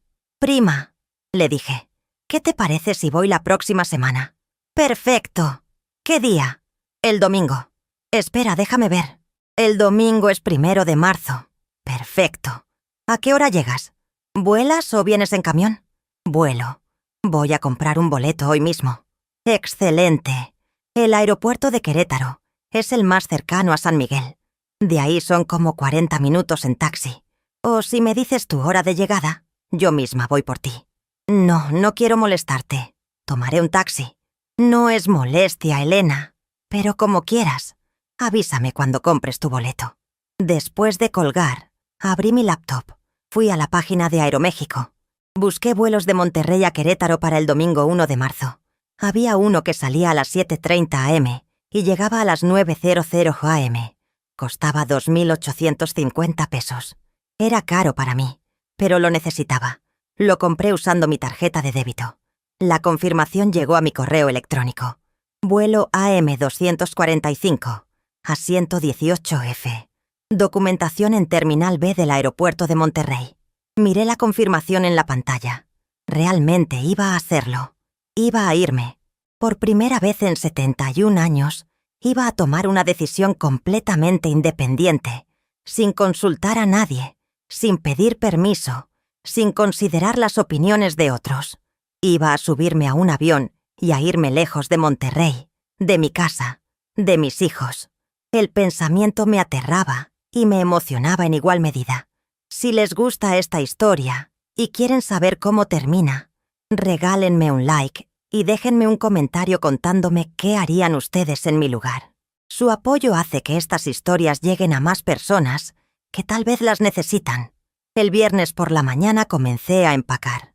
Saqué una maleta vieja del closet, una de esas maletas rígidas color azul que había comprado en el mercado de la Pulga hace años. Estaba un poco rayada, con una rueda que no giraba bien, pero funcionaba. Empecé a meter ropa. No sabía cuánto tiempo estaría fuera. ¿Una semana? ¿2? ¿Un mes? No lo sabía. Empaqué lo básico. Ropa interior, pantalones, blusas, un suéter porque Socorro me había dicho que en San Miguel las noches eran frescas, mis medicinas para la presión y el azúcar, mi cepillo de dientes, mi crema facial. Mientras empacaba, me descubrí metiendo cosas extrañas. Una fotografía de mi madre, un rosario que me había regalado mi abuela cuando hice la primera comunión, una receta escrita a mano por mi madre para ser capirotada. Cosas que no tenían valor material pero que significaban algo para mí, como si supiera, en algún nivel profundo, que este viaje era más que una visita a mi prima. Era algo más grande, un punto de quiebre. El sábado, el día que se suponía que debía presentarme en casa de Roberto con mi respuesta final, me desperté temprano. Eran las 5:30 am. Afuera todavía estaba oscuro. Me quedé acostada en mi cama, mirando el techo, pensando, hoy era el día. Hoy se suponía que debía ir a casa de Roberto, sentarme frente a mis 3 hijos y decirles si iba a vender mi casa o no. Ellos esperaban que llegara su misa, tal vez con lágrimas, aceptando su plan porque no tenía otra opción. Me levanté de la cama con determinación. Me duché, me vestí. Pantalones de mezclilla, una blusa color vino, mis tenis más cómodos. Me peiné, me puse un poco de maquillaje. No mucho, solo lo suficiente para verme presentable. Desayuné tranquila, pan tostado con mermelada, café negro. Mientras comía revisé todo en mi mente una vez más.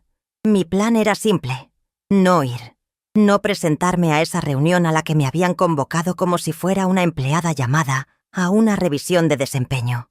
No iba a darles el placer de verme defender mi derecho a vivir en mi propia casa. Simplemente no iba a aparecer.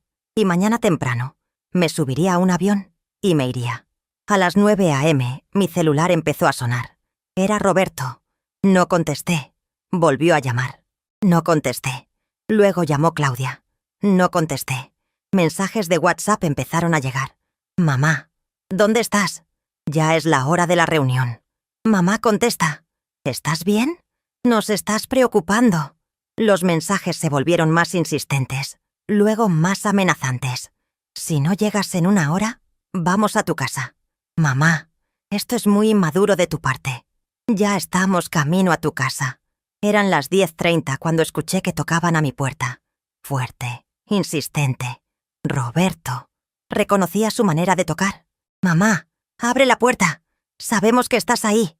Yo estaba en mi recámara. Había cerrado las cortinas. Mi coche estaba en el garaje. Desde afuera parecía que no había nadie. Seguí tocando. Mamá, no seas infantil. Abre la puerta. La voz de Claudia se unió. Mamá, solo queremos hablar. Me quedé completamente quieta, callada. Mi corazón latía rápido, pero me mantuve firme. Siguieron tocando por unos 10 minutos más. Luego escuché voces afuera.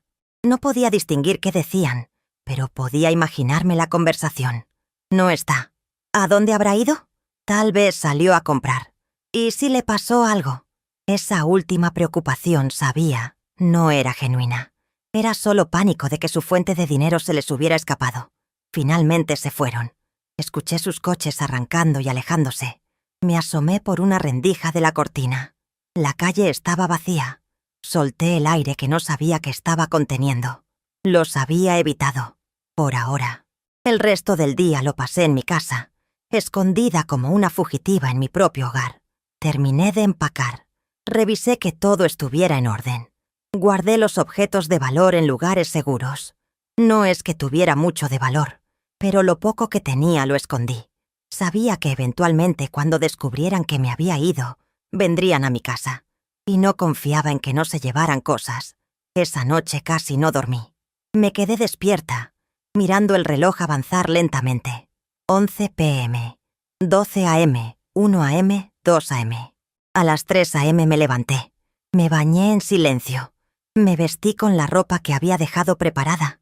Me puse mi chamarra de mezclilla favorita, la que había comprado en un mercado de pulgas hace años y que tenía parches desgastados en los codos, pero que me quedaba perfecta. A las 3:30 a.m. bajé mi maleta en silencio. La puerta del garaje hacía ruido al abrirse, así que decidí no llevarme mi coche. Además, no sabía cuándo volvería. Llamé un Uber desde mi celular.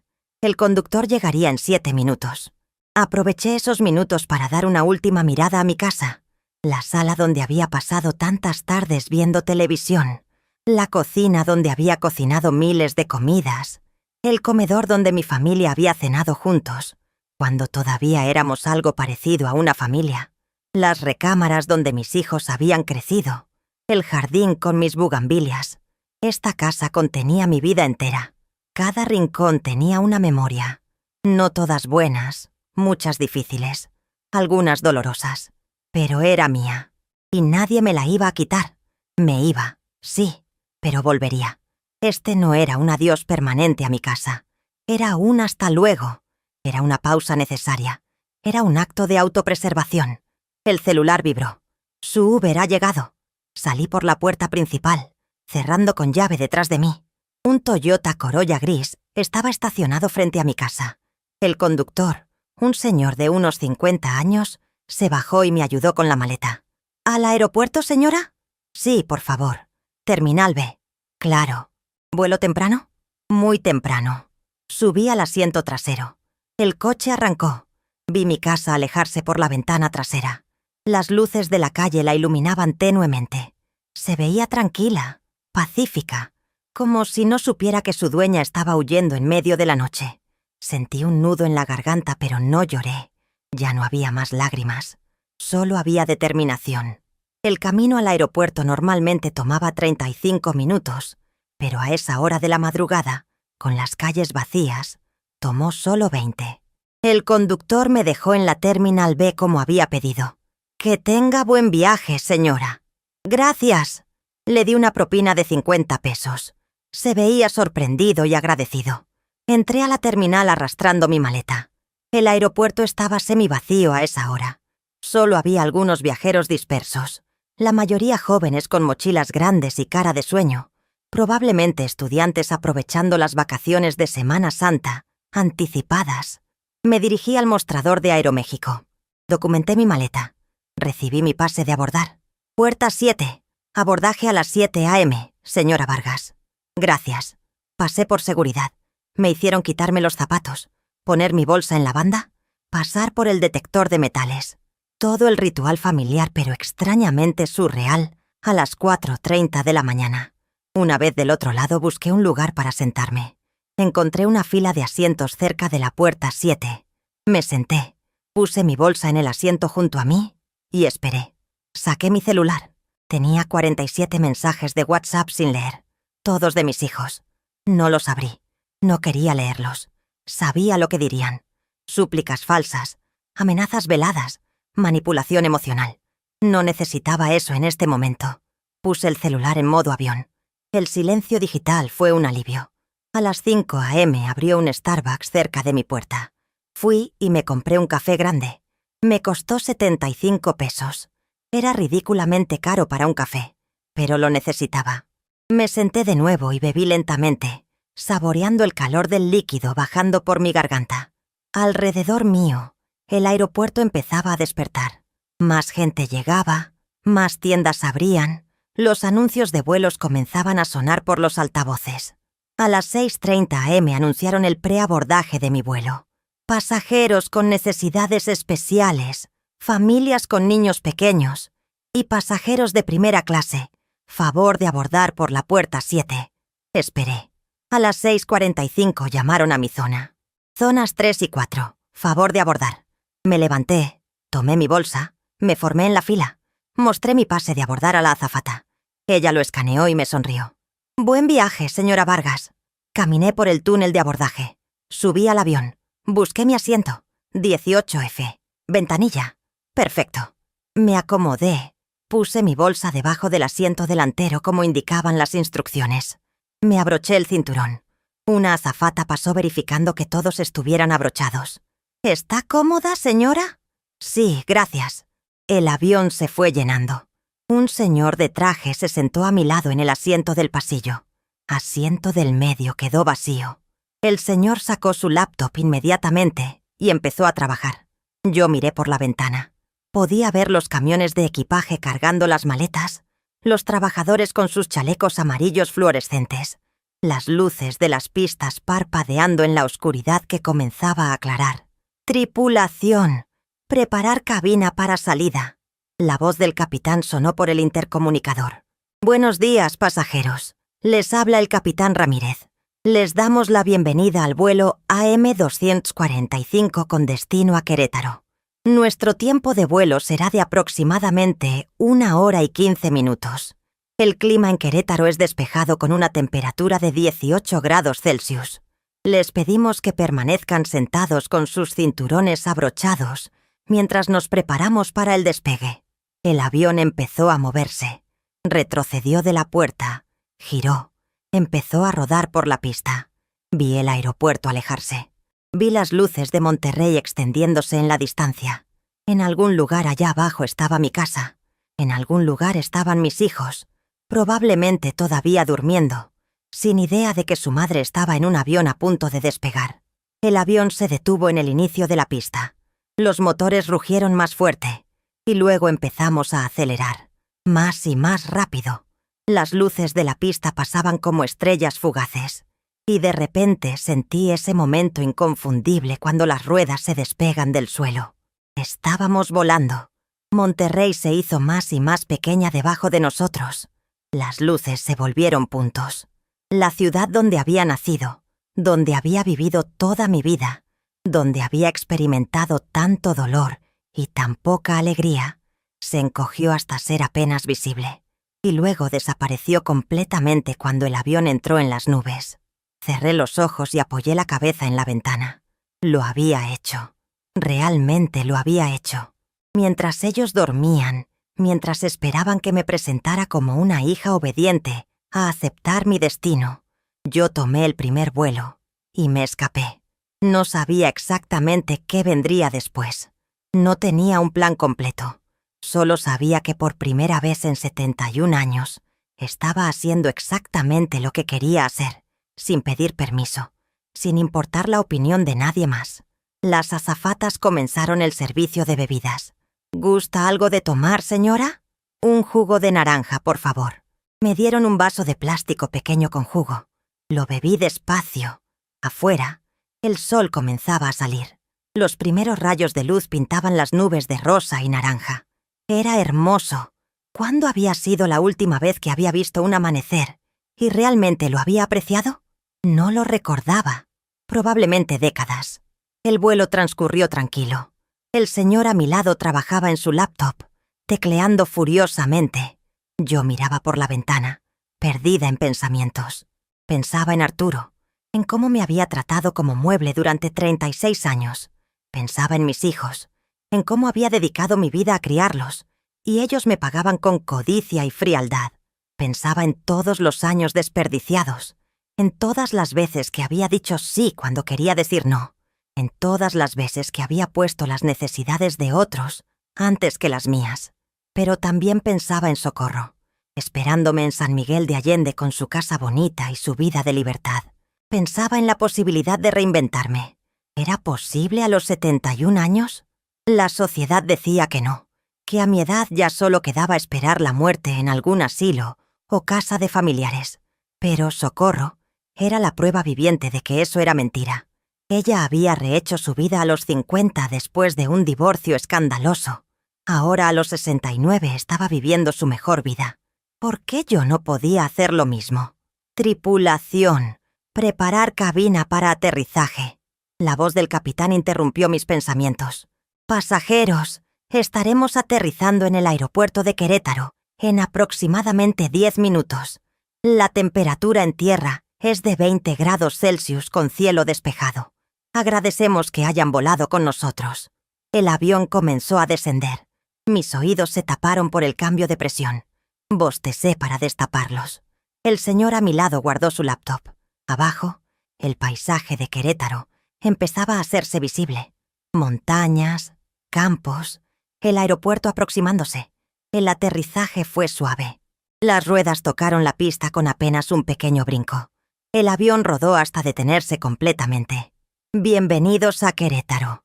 La hora local es 9:05 am. Favor de permanecer sentados con sus cinturones abrochados hasta que la señal se apague. Esperamos. La señal se apagó. Todo mundo se levantó al mismo tiempo, abriendo los compartimentos superiores, sacando sus cosas. Yo esperé pacientemente. No tenía prisa. No tenía a nadie esperándome con urgencia. Bajé del avión. Caminé por el túnel de abordaje hacia la terminal. Seguí las señales hacia reclamo de equipaje. Mi maleta salió rápido. Era una de las primeras. La tomé y me dirigí hacia la salida. Afuera, el sol de Querétaro brillaba cálido. Había taxis esperando. ¿A dónde va, señora?, me preguntó un taxista. A San Miguel de Allende. Son 800 pesos. Era caro, pero no tenía opción de regatear. Está bien. Subí al taxi. El conductor guardó mi maleta en la cajuela. Arrancamos. El camino de Querétaro a San Miguel de Allende era pintoresco. Pasamos por campos, por pueblitos pequeños, por paisajes que nunca había visto. Todo era nuevo, diferente de Monterrey. Durante el camino saqué mi celular. Lo puse en modo normal. Inmediatamente empezó a vibrar con notificaciones, mensajes, llamadas perdidas, correos de voz, 89 mensajes de WhatsApp, 23 llamadas perdidas. No abrí nada. En su lugar, abrí el chat de Socorro y escribí: acabo de aterrizar. Voy camino a San Miguel. Llego en unos 40 minutos. Su respuesta fue inmediata. ¡Qué emoción! Te espero con café recién hecho y pan dulce. Bienvenida a tu nueva vida, prima. Nueva vida. Esas palabras me llenaron de algo que no había sentido en décadas. Esperanza, posibilidad, libertad. El taxi entró a San Miguel de Allende cerca de las 10 am. Y fue como entrar a otro mundo. Las calles empedradas, las casas coloniales pintadas de colores brillantes, las iglesias antiguas, los jardines floridos. Era hermoso de una manera que Monterrey, con su modernidad y su industria, nunca sería. El conductor me llevó a la dirección que Socorro me había enviado. Una casa pequeña, en una calle tranquila, pintada de amarillo mostaza, con ventanas azules. Socorro estaba en la puerta esperándome. Me vio llegar y salió corriendo. ¡Elena! Salí del taxi y ella me abrazó fuerte. Olía a lavanda y café. Bienvenida, prima. Bienvenida a casa. Casa. Tal vez no era mi casa literalmente, pero en ese momento, abrazada por Socorro en las calles de San Miguel de Allende, habiendo escapado de la prisión emocional que había sido mi vida en Monterrey, se sentía más como un hogar de lo que mi propia casa había sido en años. El taxista bajó mi maleta. Le pagué los 800 pesos. Socorro me ayudó a entrar la maleta a su casa. El interior era acogedor. Muebles sencillos pero bonitos. Paredes decoradas con arte local, plantas por todos lados. Mucha luz natural entrando por las ventanas grandes. «Te voy a enseñar tu cuarto», dijo Socorro guiándome por un pasillo estrecho. «Es pequeño pero cómodo. Tiene su propio baño». El cuarto era perfecto. Una cama individual con colcha de colores brillantes, un buró de madera, un armario, una ventana con vista a un jardín interno lleno de flores. «Es hermoso, Socorro. Me alegra que te guste. Acomódate, descansa un poco del viaje. Cuando estés lista, baja y platicamos. Gracias por todo». Socorro me dio otro abrazo. «No tienes que agradecer nada. Para eso está la familia de verdad». Salió y cerró la puerta suavemente detrás de ella. Me quedé sola en ese cuarto pequeño pero acogedor. Me senté en la cama. Era cómoda, mucho más que mi cama vieja en Monterrey. Saqué mi celular. Ahora tenía 104 mensajes. Abrí WhatsApp. Mis hijos habían pasado de la preocupación fingida a la rabia pura. Roberto: ¿dónde carajos estás? No es gracioso ya, mamá. Claudia: esto es muy egoísta de tu parte. ¿Sabes la preocupación que nos causaste? Íbamos a llamar a la policía. Javier: Ma, ya basta de dramas. Contesta el teléfono. Y el más reciente, de hace 20 minutos, de Roberto: fuimos a tu casa. No estás. Tu coche está en el garaje, pero tú no estás. ¿Te fuiste con algún hombre? A tu edad, qué vergüenza. Cuando regreses, vamos a tener una conversación seria sobre tu comportamiento. ¿Mi comportamiento? Como si fuera un adolescente rebelde y ellos mis padres decepcionados. La inversión de roles hubiera sido cómica si no fuera tan triste. Decidí responder. No en el chat grupal, sino individualmente a cada uno. A Roberto le escribí: estoy bien, estoy segura, no te preocupes por mí. Y no estoy con ningún hombre. Estoy con familia que sí me aprecia. A Claudia: no es egoísta cuidar de mí misma. Es algo que debí aprender hace mucho tiempo. Estoy bien, no necesitas preocuparte. A Javier: no es un drama, es mi vida. Y por primera vez en 71 años, la estoy viviendo como yo quiero. Y luego, en el chat grupal, escribí un mensaje final. Bloqueé sus números. Necesito tiempo y espacio. Cuando esté lista para hablar, yo los contactaré. No antes. Cuiden mi casa mientras no estoy. Es lo mínimo que pueden hacer después de todo lo que yo hice por ustedes. Y antes de que pudieran responder, hice exactamente lo que les dije. Bloqueé los 3 números. Bloqueé el chat grupal. Silencié todas las notificaciones. Mi celular finalmente quedó en silencio. Paz absoluta. Me acosté en esa cama nueva, en ese cuarto que no era mío, pero donde me sentía más bienvenida que en mi propia casa, en una ciudad que no conocía, pero que ya se sentía más como hogar que Monterrey. Cerré los ojos. Y por primera vez en semanas, tal vez en meses, tal vez en años, dormí profundamente, sin pesadillas, sin preocupaciones, sin el peso de expectativas ajenas sobre mis hombros. Cuando desperté, el sol entraba oblicuo por la ventana. Miré mi celular. 2:30 p.m. Había dormido casi 4 horas. Me levanté, me estiré. Escuchaba música suave viniendo de algún lugar de la casa. Salí del cuarto y seguí el sonido. Socorro estaba en la cocina, cocinando algo que olía delicioso. ¡Despertaste! ¡Qué bueno! ¿Cómo dormiste? Como no dormía en años. Me alegra. ¿Tienes hambre? Estoy haciendo enchiladas. Mucha. Me senté en un banco alto junto a la barra de la cocina, mientras Socorro cocinaba. Me sirvió un vaso de agua de Jamaica. Bueno, dijo mientras batía la salsa. ¿Vas a contarme qué pasó o tengo que adivinarlo? Y por primera vez, le conté todo a alguien. Toda la historia. Mi matrimonio sin amor. Arturo tratándome como mueble. Mis hijos creciendo en ese ambiente y replicando el mismo desprecio. El dinero que les había prestado y nunca me devolvieron. Las humillaciones constantes. La reunión donde me dijeron que vendiera mi casa y me fuera a un asilo. La amenaza de declararme incapaz. Todo salió como un río desbordado. Socorro escuchó sin interrumpir. Cuando terminé, se acercó y me tomó de las manos. Elena, ¿sabes qué es lo más triste de tu historia? ¿Qué?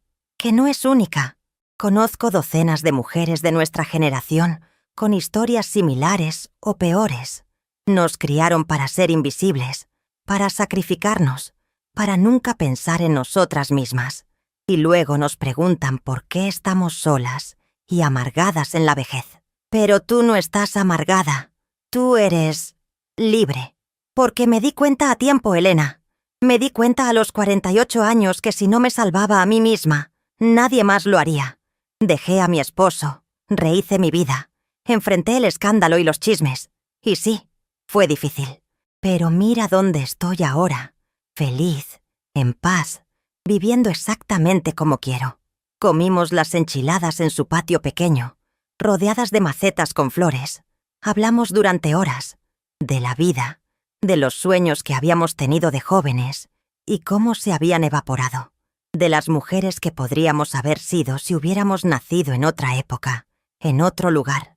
de las mujeres que todavía podíamos ser si elegíamos serlo. ¿Cuánto tiempo te vas a quedar?, me preguntó Socorro mientras tomábamos café después de comer. No sé. ¿Cuánto tiempo me dejas quedarme? El que quieras. Meses. Años. Para siempre si es necesario. Pero tengo una pregunta. ¿Qué vas a hacer con tu casa? No la voy a vender. Jamás. Es mía. Me la gané con años de sufrimiento y no se la voy a regalar a mis hijos para que la desperdicien. Bien. Me alegra escuchar eso. Pero si te quedas aquí mucho tiempo, vas a necesitar que alguien la cuide. Lo sé. Voy a pensar en eso. Tal vez pueda rentarla temporalmente. O simplemente dejarla cerrada. No sé aún. Tienes tiempo para decidir. Por ahora, lo importante es que estás aquí, que estás a salvo y que por fin estás empezando a vivir tu vida.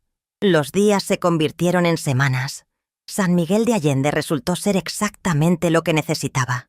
Era un pueblo tranquilo pero vibrante, lleno de artistas, expatriados, turistas, locales amables. Socorro me presentó a sus amigas, mujeres de nuestra edad que también habían rehecho sus vidas de maneras diversas. Estaba Lupe, que había abierto una galería de arte a los 65. Estaba Margarita, que se había divorciado a los 70 y ahora daba clases de yoga. Estaba Consuelo, viuda desde los 60, que viajaba por el mundo con su pensión.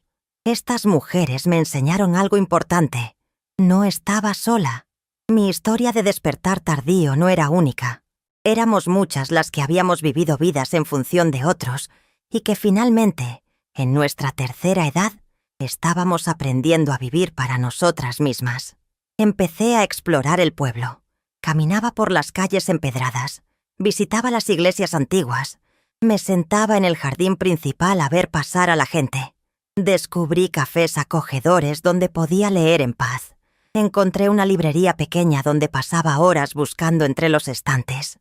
Me inscribí en una clase de pintura en acuarela que daba una señora americana en su estudio. Nunca había pintado en mi vida, pero descubrí que me gustaba. Una tarde, 3 semanas después de haber llegado, Socorro y yo estábamos tomando té en su patio cuando mi celular sonó. Era un número que no reconocía. Normalmente no habría contestado, pero algo me hizo responder. ¿Bueno? ¿Elena Vargas? Sí, soy yo. Le habla de la Notaría Pública número 15 de Monterrey. Le llamamos porque hemos recibido una solicitud de sus hijos, Roberto, Claudia y Javier Sánchez Vargas, para iniciar un proceso de declaratoria de ausencia sobre su persona. Mi sangre se heló. ¿Declaratoria de ausencia? Sí, señora.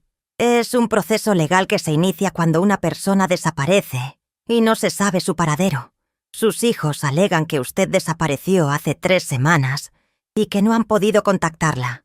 ¿Es esto cierto? No he desaparecido. Estoy perfectamente bien, perfectamente consciente de mis actos y perfectamente ubicable. Les he dicho que estoy bien pero que necesito espacio. Ellos saben que estoy viva. Entiendo. ¿Podría venir a la notaría para confirmar esto personalmente? Es importante para detener este proceso. Sentí rabia hirviendo en mi pecho. Mis hijos realmente estaban intentando declararme desaparecida para poder acceder a mi casa y mis bienes. Era incluso más bajo de lo que había imaginado. ¿Cuándo necesitan que vaya? Lo antes posible, señora. Estaré ahí el próximo lunes. Perfecto. Le esperamos. Colgué. Socorro me miraba con preocupación. ¿Qué pasó? Le conté. Su cara se endureció. Esos desgraciados. Perdón, sé que son tus hijos, pero ¿qué clase de personas hacen eso? Las que solo piensan en el dinero. ¿Vas a volver? Tengo que hacerlo. Tengo que detener esto legalmente. Pero no me voy a quedar. Voy, arreglo esto y regreso. El lunes siguiente tomé un autobús de regreso a Monterrey. El viaje duró 7 horas. 7 horas para pensar, para preparar lo que diría, para fortalecer mi resolución. Llegué a Monterrey cerca de las 6 de la tarde. En lugar de ir a mi casa, me fui directo a un hotel pequeño cerca del centro. El Hotel Colonial, un lugar modesto pero limpio que costaba 450 pesos la noche. El martes por la mañana me arreglé con cuidado. Me puse un vestido formal color azul marino. Me maquillé bien. Me peiné en un chongo elegante. Quería verme presentable, competente, Claramente no como alguien incapaz o perdida. Tomé un taxi a la notaría. Llegué a las 10 a.m. como habíamos acordado. La notaría era un edificio viejo en el centro de Monterrey, con pisos de mosaico y techos altos. Me anuncié en la recepción. Elena Vargas. Tengo cita. Sí, señora. El licenciado Hernández la está esperando. Segundo piso. Oficina 204. Subí las escaleras. Toqué en la puerta 204. Adelante. El licenciado Hernández era un hombre de unos 60 años. Cabello gris, lentes, traje impecable. Se levantó cuando entré. Señora Vargas, qué bueno que vino. Por favor, tome asiento. Me senté frente a su escritorio. Gracias por venir, señora. Como le mencioné por teléfono, sus hijos iniciaron un proceso de declaratoria de ausencia. Sin embargo, su presencia aquí invalida completamente ese proceso. ¿Podría decirme, para el registro, dónde ha estado usted las últimas 3 semanas? He estado en San Miguel de Allende, Guanajuato, visitando a mi prima. Estoy perfectamente bien, con todas mis facultades mentales intactas, y no he desaparecido. Les informé a mis hijos que necesitaba espacio y tiempo, pero ellos decidieron ignorar eso e iniciar este proceso. Entiendo. ¿Tiene alguna prueba de dónde ha estado? Tengo recibos de hotel donde me estaba quedando inicialmente. Tengo boletos de autobús. Tengo llamadas telefónicas registradas. Puedo proporcionar todo eso si es necesario. ¡Excelente! También necesitaría que firmara una declaración formal, indicando que no está desaparecida y que el proceso iniciado por sus hijos es infundado. Con mucho gusto. Me presentó un documento. Lo leí cuidadosamente. Básicamente declaraba que yo estaba viva, bien, competente, y que había dejado Monterrey por decisión propia. Firmé con letra clara y firme. ¿Hay algo más que necesite, señora? El notario me preguntó. Sí, quiero dejar establecido formalmente que mi casa en la colonia del Valle de Monterrey es de mi exclusiva propiedad y que ninguno de mis hijos tiene derechos sobre ella mientras yo viva. Y quiero hacer un testamento. Podemos hacer eso. ¿Tiene tiempo ahora? Todo el tiempo del mundo. Pasé las siguientes 2 horas en esa notaría. Primero formalizamos un documento donde se establecía claramente que la casa era exclusivamente mía y que yo estaba en plena posesión de mis facultades. Luego hicimos mi testamento. Fue revelador descubrir que tenía más poder del que pensaba. Podía dejar mi casa a quien quisiera. No tenía obligación de dejársela a mis hijos. Después de mucha reflexión, decidí dejar mi casa a Socorro. Ella había sido más familia para mí en 3 semanas que mis hijos en 50 años. El resto de mis bienes, que eran modestos, se dividirían entre mis 3 hijos. Pero la casa, mi casa, esa era para Socorro. El notario registró todo. Me dio copias certificadas de todos los documentos. Con esto, señora Vargas, sus deseos quedan legalmente establecidos y el proceso de declaratoria de ausencia queda anulado. Salí de esa notaría sintiéndome poderosa. Había recuperado el control de mi vida, de mi patrimonio, de mi futuro. Mis hijos pensaban que podían manipularme, asustarme, despojarme. Habían subestimado completamente a la mujer que me había convertido en las últimas semanas. Tomé un taxi a mi casa. Era hora de confrontarlos. Llegué cerca de las 3 p.m. Mi casa se veía igual que siempre desde afuera. Saqué mis llaves y abrí la puerta principal. La casa olía un poco a cerrado, pero todo parecía estar en orden. Entré, cerré la puerta detrás de mí. Estaba revisando el correo que se había acumulado en el piso cuando escuché un ruido en la cocina. Me quedé helada. Alguien estaba en mi casa. Caminé lentamente hacia la cocina, mi corazón latiendo fuerte. Asomé la cabeza y vi a Patricia, mi nuera, revolviendo mis gabinetes. ¿Qué haces en mi casa? Mi voz salió más fuerte y firme de lo que esperaba. Patricia dio un salto, casi tirando un frasco de café. «¡Elena! Dios mío, me asustaste.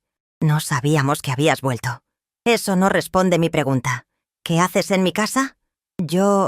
Roberto me pidió que viniera a revisar que todo estuviera bien. Ya sabes, que no hubiera robos o algo. ¿Con qué llave entraste? Patricia palideció. Roberto, Tiene una copia de la llave. Para emergencias. Roberto tenía una copia de mi llave. Una copia que yo nunca le había dado. Lo que significa que había hecho una sin mi permiso. Sentí una nueva ola de rabia. ¡Sal de mi casa! ¡Ahora! Elena, espera. Déjame explicar. ¡Fuera! ¡Sal de mi casa inmediatamente! Mi voz subió de volumen. Patricia agarró su bolsa y prácticamente corrió hacia la puerta. Le voy a decir a Roberto que estás aquí. Dile lo que quieras. La puerta se cerró detrás de ella. Me quedé sola en mi cocina, temblando de rabia y adrenalina. Revisé toda la casa. Nada parecía faltar, pero era claro que habían estado ahí. Había cosas movidas, cajones abiertos. Habían estado buscando algo. Probablemente documentos, escrituras, información de cuentas bancarias. No tuve que esperar mucho.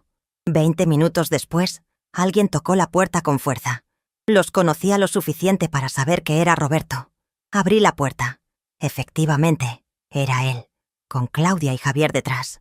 «Mamá», dijo Roberto con voz tensa. «Tenemos que hablar». «No tenemos nada de qué hablar. Nos asustaste. Desapareciste sin decir nada. Les dije exactamente lo que necesitaban saber, que estaba bien y que necesitaba espacio. Ustedes decidieron ignorar eso y tratar de declararme ausente». Claudia intervino. «Eso fue solo porque estábamos preocupados». «Mentira. Fue porque querían acceso a mi casa y mi dinero. Pero fallaron. Hoy estuve en la notaría. El proceso está cancelado. Y más que eso, establecí legalmente que esta casa es mía y solo mía». «Nadie está diciendo que no sea tuya, mamá», dijo Javier con esa voz condescendiente que tanto me molestaba. «Solo queríamos asegurarnos de que estés bien. Si quisieran que estuviera bien, no me habrían amenazado con encerrarme en un asilo. No habrían entrado a mi casa sin permiso. No habrían intentado robarme lo poco que tengo». Roberto se cruzó de brazos. «¿Y qué vas a hacer ahora? ¿Vivir aquí sola en esta casa grande? Ya eres vieja, mamá. No puedes cuidarte sola. Tengo 71 años, no 91, y puedo cuidarme perfectamente. Pero no voy a vivir aquí». «Entonces sí vas a vender», dijo Claudia con un brillo de esperanza en los ojos que me dio náuseas. «No voy a vender. Voy a rentar esta casa y voy a vivir en San Miguel de Allende con Socorro». «¿Rentar? ¿A quién?» «A quien me dé la gana. Eso ya no es asunto de ustedes». «Estás cometiendo un error enorme, mamá», dijo Roberto. «Te estás dejando manipular por esa prima que no has visto en años. Ella solo quiere tu dinero también».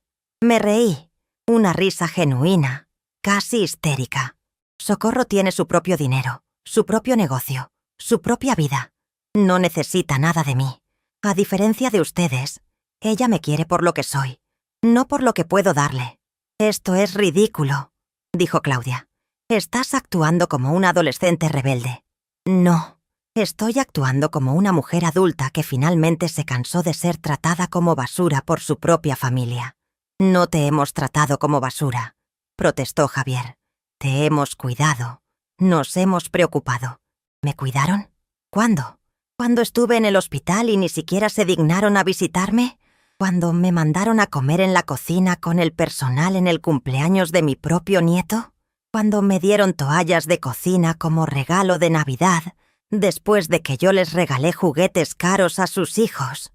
¿Cuando tomaron mi dinero y nunca me lo devolvieron? ¿Eso es cómo me cuidaron? El silencio que siguió fue pesado. Finalmente Roberto habló. «¿Entonces eso es todo? ¿Nos vas a castigar cortando todo contacto?» «No los estoy castigando. Simplemente estoy dejando de sacrificarme por personas que no lo aprecian. Ustedes pueden vivir sus vidas como quieran, y yo voy a vivir la mía, sin ustedes». «Vas a morir sola, mamá», dijo Claudia con veneno en la voz. «Cuando necesites ayuda, cuando estés enferma, cuando estés vieja de verdad, no vamos a estar ahí. Prefiero morir sola que vivir siendo humillada por mis propios hijos. Además, no voy a estar sola. Voy a estar con gente que sí me quiere». Roberto dio un paso hacia mí. «Dame la llave que Patricia usó para entrar. Ahora. No tengo ninguna llave tuya. Esa la mandaste a hacer sin mi permiso. Pero ya no te va a servir. Mañana mismo voy a cambiar todas las cerraduras de esta casa. Y si vuelvo a encontrar a alguno de ustedes aquí sin mi permiso, llamo a la policía. Es allanamiento de morada». «¿Estás loca?», dijo Roberto. «No, estoy más cuerda que nunca en mi vida. Ahora salgan de mi casa. Y no regresen a menos que yo los invite». Lo cual, siendo honesta, probablemente nunca va a pasar. Se miraron entre ellos incrédulos. No podían procesar que yo, su madre sumisa y complaciente, les estuviera hablando así. Pero así era el nuevo mundo. Yo había cambiado. Yo me había salvado a mí misma. «Esto no se va a quedar así», amenazó Roberto mientras caminaba hacia la puerta. «Oh, sí que sí. Y tengo un testamento nuevo que van a odiar. Así que les conviene ser amables conmigo si quieren algo cuando me muera. Aunque, honestamente, en este punto, no me importa mucho lo que quieran o dejen de querer». Salieron de mi casa enojados. Los vi irse desde mi ventana, los tres en el coche de Roberto, probablemente planeando su siguiente movida. Pero ya no les tenía miedo. Ya no tenían poder sobre mí. Había recuperado mi vida. Esa noche dormí en mi propia cama por última vez, en mucho tiempo. Al día siguiente contraté a una compañía de cerrajería para cambiar todas las cerraduras. Luego contraté a una agencia de bienes raíces para rentar mi casa. «¿Cuánto tiempo de contrato?», me preguntó el agente.